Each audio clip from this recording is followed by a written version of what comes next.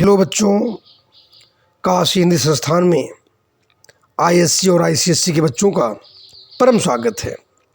आज मुझे वीडियो करने की आवश्यकता इसलिए पड़ी है विशेष रूप से क्योंकि बहुत से बच्चों को मन में यह भ्रम उत्पन्न हो रहा होगा कि सेमेस्टर 1 का रिज़ल्ट आउट हो रहा है, उनका क्या होगा।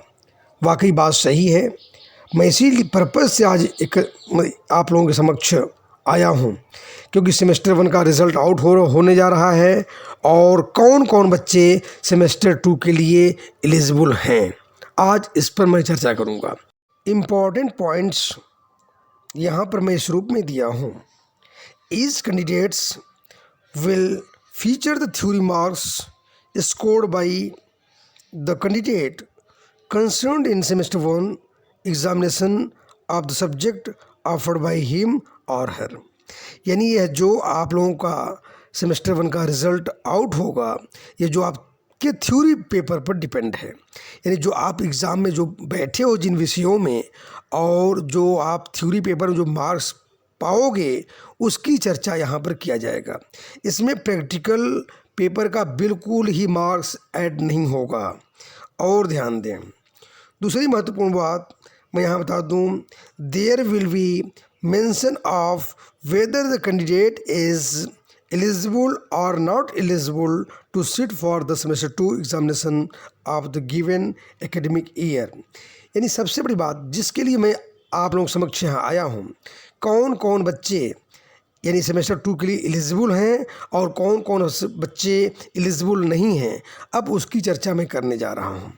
विशेष रूप से ध्यान दें, it was required of each candidate who has been registered and confirmed to appear for the ICSE year 2022 examination to appear for both semester 1 and semester 2 examinations to qualify for the grant of certification for the ICSE year 2022 examination.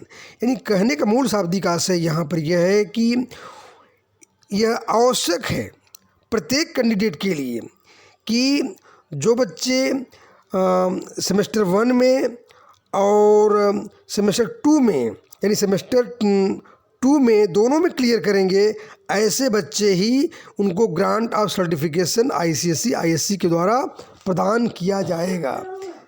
सबसे बड़ी बात यहाँ पर यह है कि semester 2 याद रखें, ध्यान दें आप लोग, सेमेस्टर 1 में सेमेस्टर 2 में जो दोनों में क्लियर करेंगे अपना स्कोर, ऐसे बच्चों को ही सर्टिफिकेट काउंसिल प्रोवाइड करेगी 2022 का। और भी महत्वपूर्ण बातें मैं चर्चा करूँगा।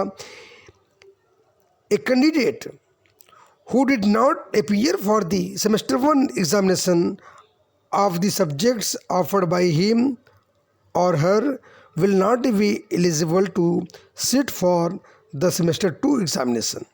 Such a candidate will have to repeat the year as a candidate in regular attendance at a school affiliated to the ICSE and to take the ICSE year 2023 examination।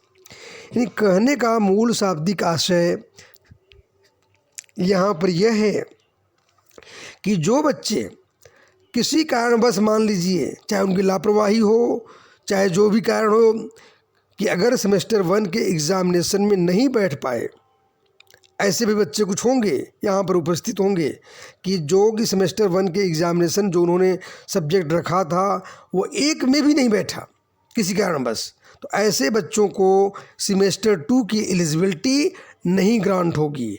ऐसे बच्चों को 2023 की फिर से तैयारी करनी पड़ेगी और उनका उसी प्रक्रिया से रेगुलर कैंडिडेट के रूप में उनको स्टडी करनी होगी अपने जहाँ से वो ICSE जिस विद्यालय से बच्चा कर रहा है। अब ध्यान दें, नेक्स्ट पॉइंट में मैं चर्चा करूँगा यहाँ पर।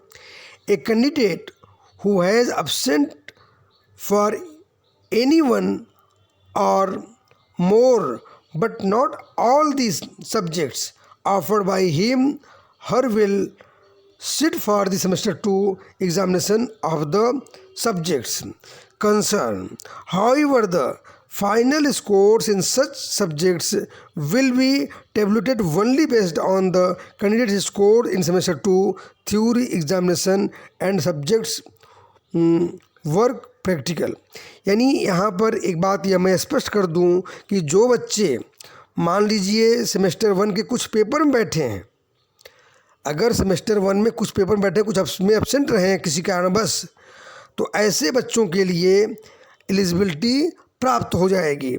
यानी वहाँ क्लियर कर दिया गया है कि अगर एब्सेंट हैं फॉर एनी वन और मोर, एक या एक से अधिक सब्जेक्टों में वो एब्सेंट हैं लेकिन एग्ज़ामिनेशन में बैठे हैं, कुछ पेपर दिए हैं, तो ऐसे बच्चों की एलिजिबिलिटी बरकरार रहेगी, ऐसे बच्चे सेमेस्टर 2 में बैठेंगे।